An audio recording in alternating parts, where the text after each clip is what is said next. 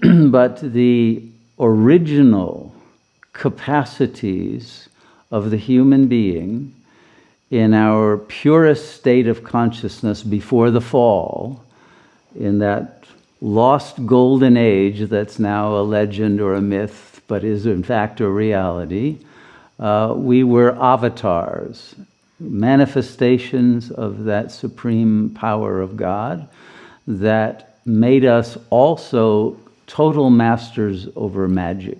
Because magic, the same word Maya is Maya, it's the illusion. But when you are master over the illusion, you can use the illusion to bring great joy. You can manifest what you want. You want a milkshake in the palm of your hand? I don't think you will in the golden age, but whatever it is you want, you got a drink. You know, it's like on Star Trek. They have those machines that do it. But in Sat Yuga, we do it just with our minds. And that's why we can create flying machines and have all kinds of technological capacities that don't come from needing computers and other modern technological apparatus, because it's all done totally within consciousness itself. But these powers are present.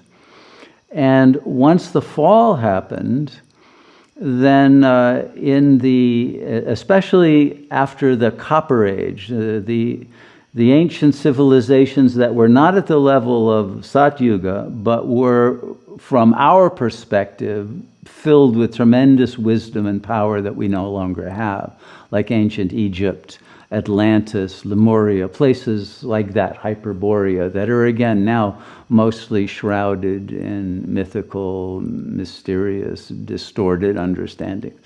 But these much higher civilizations were the last civilizations to be able to use magic in a legitimate way that was truly white magic, because there were still priests, shamans, beings of great integrity and light who were the pillars of those civilizations and the leaders who were able to use those powers for good without being corrupted. Once we entered into Kali Yuga, every ego became corruptible, including shamans and including yogis, including Brahmins, priests, etc., who were vowed to be pure and uncorruptible, but could not keep their vows. Just that power was lost. And so in that time period, it became one of the laws of the Dharma that yogis should not practice magic. Okay. Now there were those who broke away from that and took the Vama Marga, the left-hand path, and went into magic. And this is part of what Tantra became about, and various other esoteric, let's say, shoots of the yogic mainstream. But because the magic that was used in order to bring about results that favored the magician or the magician's client, or for whomever the magus was working, it led to more negative karma. And it became a temptation that could cause a yogi to deviate from the goal of liberation from the cycle of birth and death into, claiming the power of some supernormal capacity, including longevity, but that would ultimately then lead to a worse downfall and not to liberation.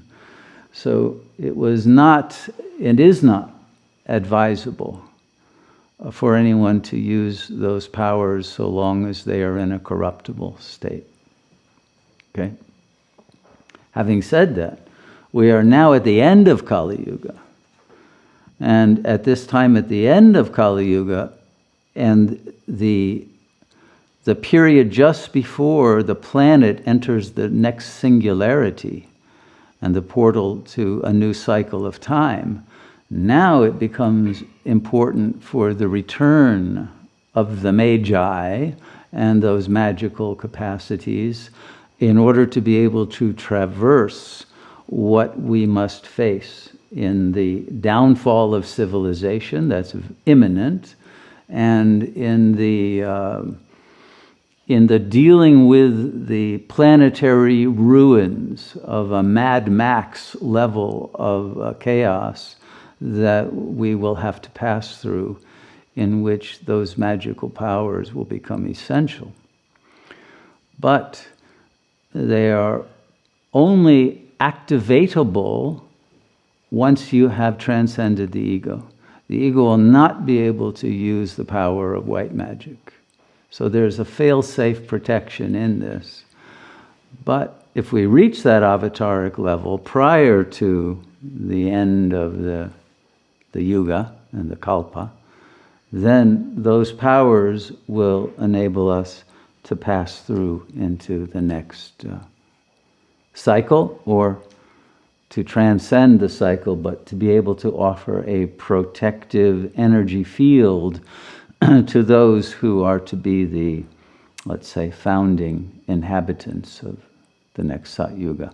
So there will be a kind of angelic role, even if one has left the body, that will enable the use of those powers in a non-local space to provide protection and divine assistance to those who require it and have earned that right.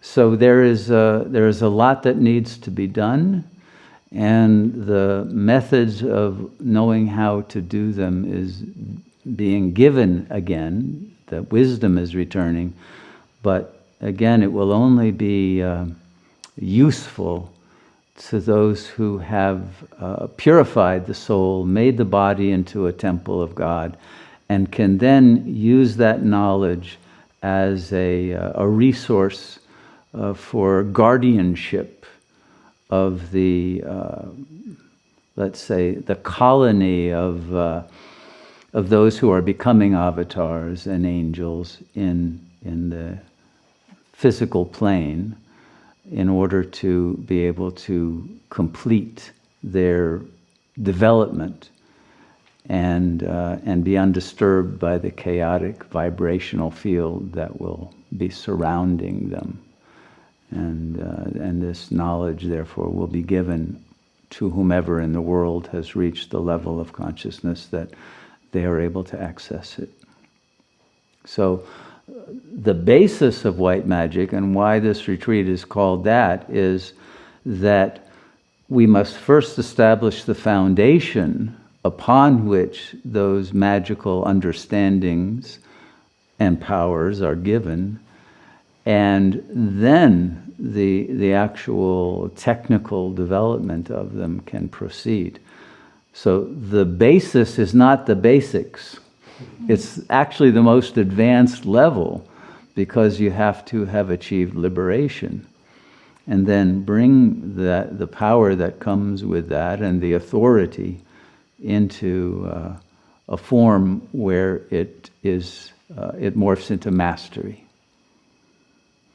So this has to happen within an ethical context, and within a context of very strict self-regulation of consciousness that must never fall below a certain level. If it does, then all that has been gained will be drained away. And so this is why the idea in alchemy of the hermetically sealed vessel is so important. There must be no leakage of energy through desire or fear. And one must never touch the earth plane. One must remain in the light.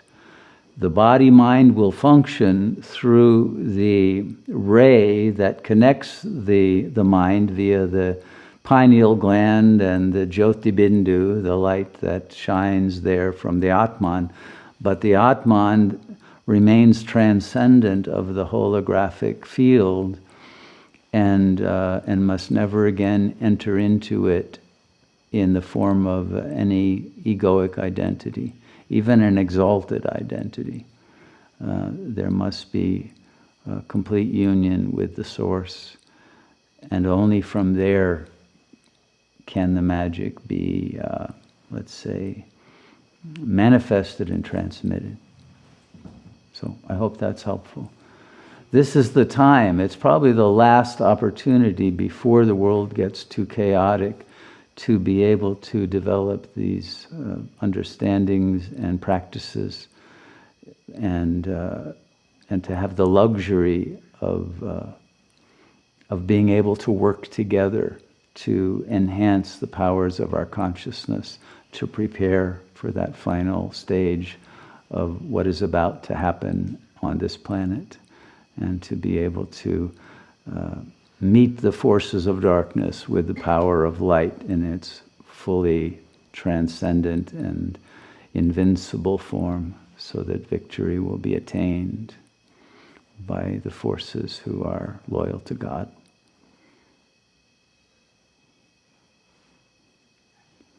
And it must be understood at the highest level, not transformed into some jihadic kind of parody of itself. And it must remain very clear that we're talking about love and wisdom in a context of non-violence and non-identification with a body and non-local consciousness. Unless it's within that paradigm, it will be distorted.